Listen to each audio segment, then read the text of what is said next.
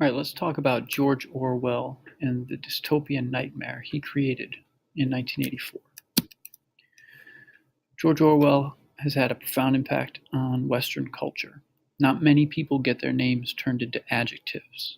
I can think of a few: Shakespearean, Dickensian, but Orwell did.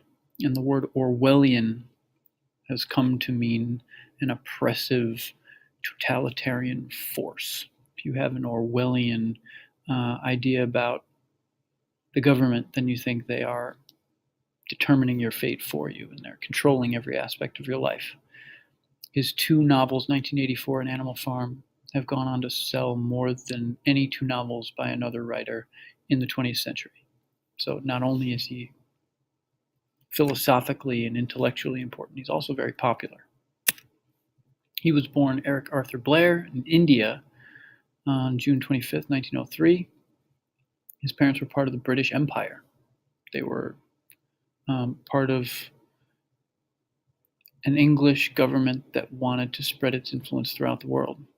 But by the early 1900s, it was already starting to lose control.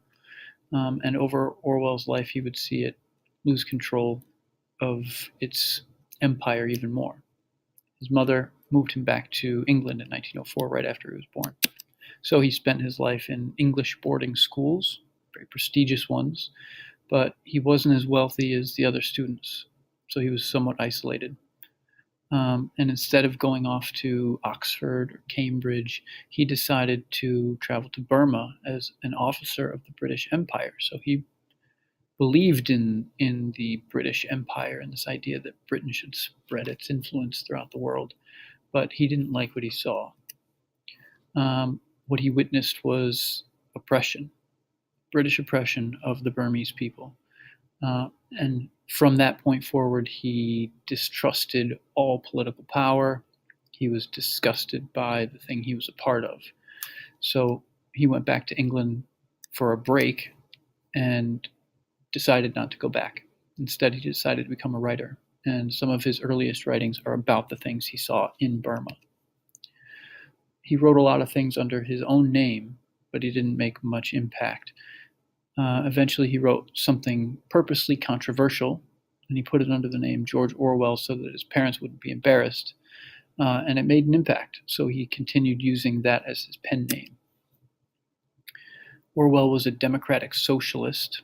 He strongly opposed communism and totalitarianism.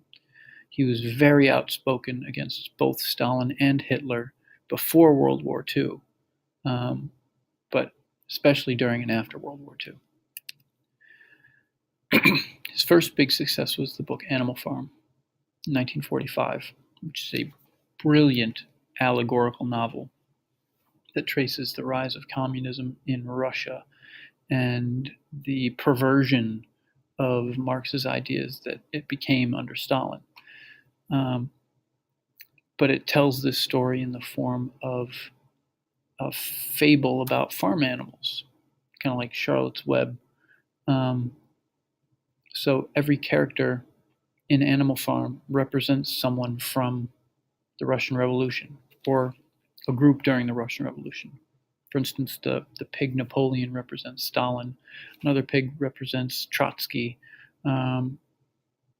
The humans represent the aristocracy. And it shows how the animals first got rid of the humans to get equality, but then the pigs took control, and the pigs started putting out slogans like, all animals are equal, but some animals are more equal than others. So it's about how it was supposed to be this form of government that made everyone equal, but in fact it created hierarchies within it. He was not a healthy man. He was physically weak, but he worked throughout the late 40s to complete his final novel, 1984. And it was published to immediate acclaim in 1949. So when he wrote 1984, the year 1984 would have been in the distant future. So for us, it's the past. 6 months after 1984 it was published, Orwell died of tuberculosis. So We use the term dystopia a lot, but you can't have a dystopia without the idea of a utopia. So a utopia is an imagined place or society where everything is perfect. It's a perfect society. So a dystopia is an imagined place or society where everything is horrible. In fiction, dystopias are usually places that were supposed to be utopias, but became corrupted by greed and the thirst for power and things like that. So think of The Matrix, Hunger Games, Bioshock, V for Vendetta, Fallout, Half-Life, The Wall, the Radiohead album Kid A, about many other things. Dystopias are hot commodities right now. But with 1984, Orwell created the dystopian work. It's the most influential dystopian work.